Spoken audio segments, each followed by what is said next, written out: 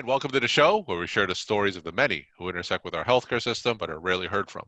My name is Kevin Poe, founder and editor of Kevin MD. Today on the show, we have Sathya Mulani. He's a pre-medical student. He wrote the Kevin MD article, The Value of Intergenerational Relationships. Sathya, welcome to the show. It's great to be here. Thanks for having me. So we'll get into your article in a little bit, but first off, can you share your story and your journey to where you are today? For sure. So I was raised in a small town in Kentucky where being a minority in a primarily white town brought its own challenges for me.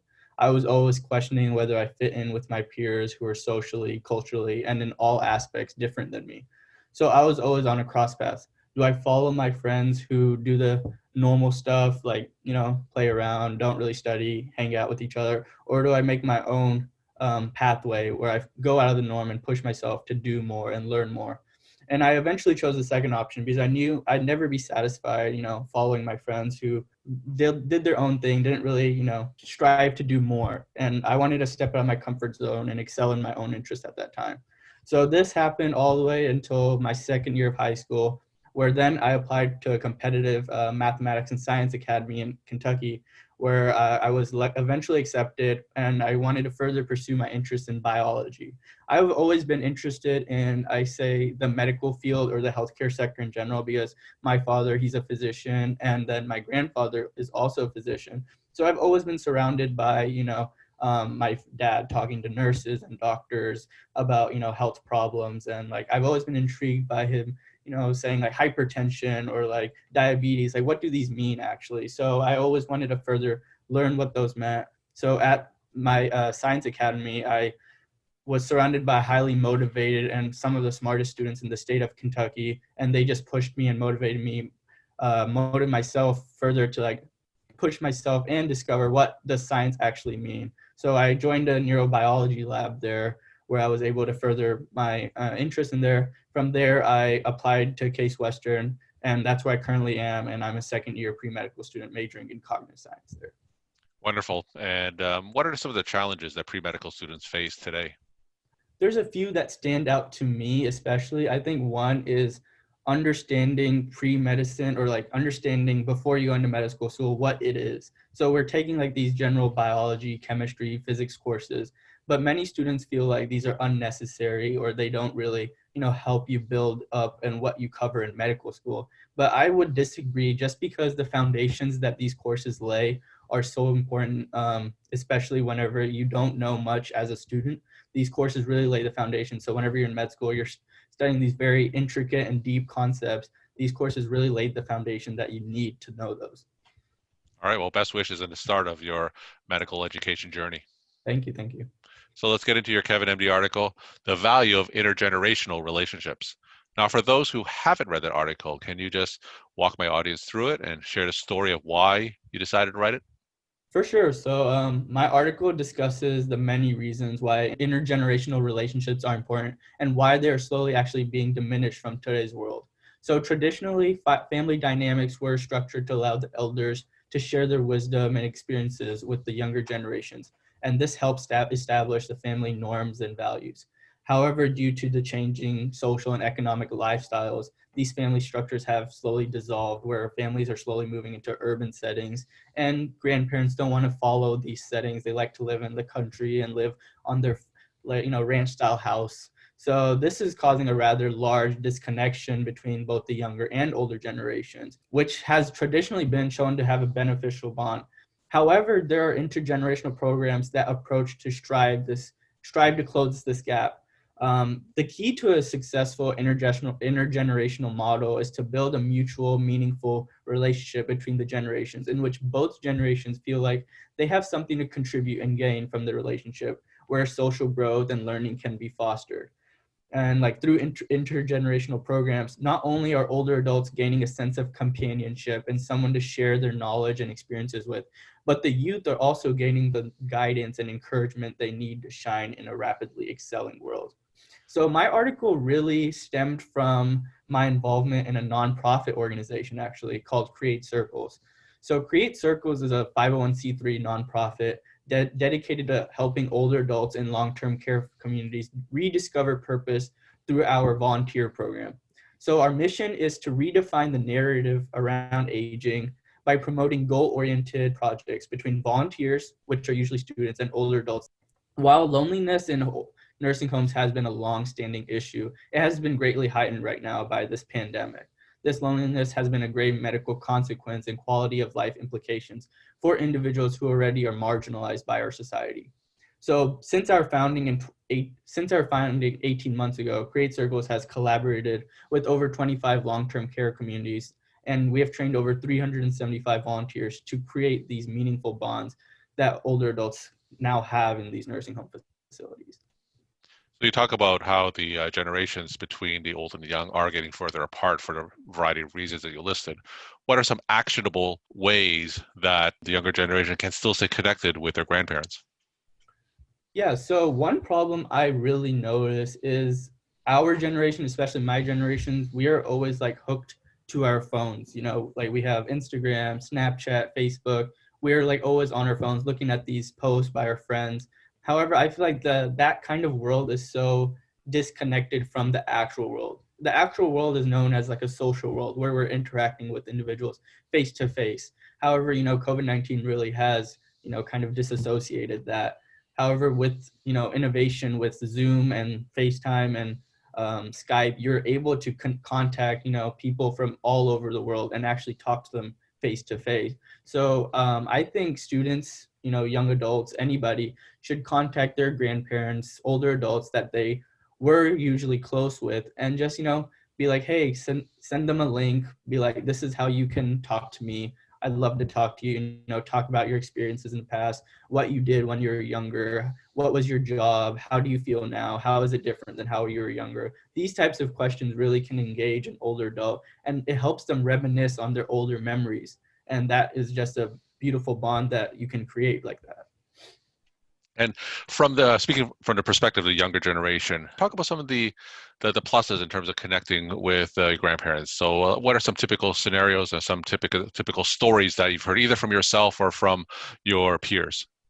Building this relationship with your grandparents is very important, just because your grandparents have gone through 60, 70 years of their life. Yeah. The amount of experiences that they've had is actually like unsurmountable. Like you compared to them is like 1/6, I would say, right? And they can basically act as a mentor to you just because they have had the experiences, they've had the hardships, they've had the happiest moments in their life. They know when you should be feeling, if there's a small win in your life, you should be really happy about that, just because there will be something that happens negatively in your life, and you're going to be really down about that. So building these relationships where the grandfather, grandmother can act as a mentor is really important, just because I think mentorship right now in the US is not really prevalent. Students are basically relying on whether it's their colleges or their parents and being like, hey, how do I do this? How do I do this? But your grandparents are the ones who have gone through all of this, whether it be in a different time or a different area. That really doesn't matter, just because the experiences will still be the same. They just come at you in different ways. And we are, of course, in the midst of a pandemic. We're speaking a week before Thanksgiving, and it just exacerbates that schism between generations. So hopefully, once the pandemic ends, what do you envision that connection to be? Do you envision it to go back to the way things were, or is this going to be a permanent rift that we'll have to find some way to bridge? Yeah, so luckily with the pandemic, there's been, older adults are the cusp of, death, just because this pandemic, like COVID-19 really just attacks their immune system. But with that, there is that the light is now on older adults and nursing homes, and how they're, implementing their new strategies so that like a similar pandemic won't occur again. So I think that because of that, a lot of people are looking into innovations on nursing homes, older care. How do we improve these types of situations so that they never occur again? And with that, I think this intergenerational relationship where social isolation is like happening, it's very prevalent in these older adults. And I think there's programs like these that are going to come out, like Create Circles, where we're really trying to connect, the average college student who hasn't had that meaningful bond with their grandparent. They can do that with us, where they can connect with an older adult from Missouri, St. Louis, Missouri, and he was a Air Force pilot during the Vietnam War, and he has all these stories about how he went through the hardships too, become a pilot and how it was like in Vietnam whenever he was a pilot. Like there's so many stories like that. Our volunteer and adult pairs work on so many different projects. So like one project was that volunteer, she made a whole cookbook. It was like 90-page cookbook of all of the older adults' favorite recipes. And like I went through each and one of those recipes and I was like, man, this is actually incredible. The amount of effort that this volunteer put in and to collaborate with an older adult who had such a wide array of recipes just in her brain, because she's in a nursing home, she's not really doing anything, but she was able to actually say every single recipe, and then the volunteer was able to go onto software and make a cookbook. Was actually incredible. So like these are the types of projects, the types of relationships we really want to emphasize, and they're so important. And if I was an older adult and I wanted to be involved, whether it's in your program or similar programs, how would I go about doing that? Yeah, so I think currently there's a gap with older adults and they don't really have the knowledge how to use technology. However, I think if you can connect with, your child, your grandchild who has like that innovation, that knows how to, use their phone, how to search the web. There's so many different ways you can get involved in these types of things. So like we at Create Circles, we have a form on our website at createcircles.org where you just fill it out and we will pair you in about a week to a student across the US who has similar passions to you so that you can really align and create that meaningful bond. And I think older adults should sign up for these types of programs just because they have so much knowledge that these students would love to hear and be mentored under. And that's the bond that we're trying to create. And if I was a student and also wanted to be involved with your program to connect with older adults, what type of specific student are you looking for? Is there a specific age range? So tell me a little about the type of student that you're looking for Yeah, your program. we basically are looking for students from the age of 16 upwards just because we want to have a student that understands how to interact with the older adult. We have to be selective in these types of things because if we select a student that is immature or says something wrong that can really affect the older adult's mental health, we have to be really sure like that we don't have that problem. So we have this whole training process where a student goes through a training process, they take a quiz, we then interview the student just to be sure that we've gone through all the necessary steps to ensure that a student won't create such a big problem like that.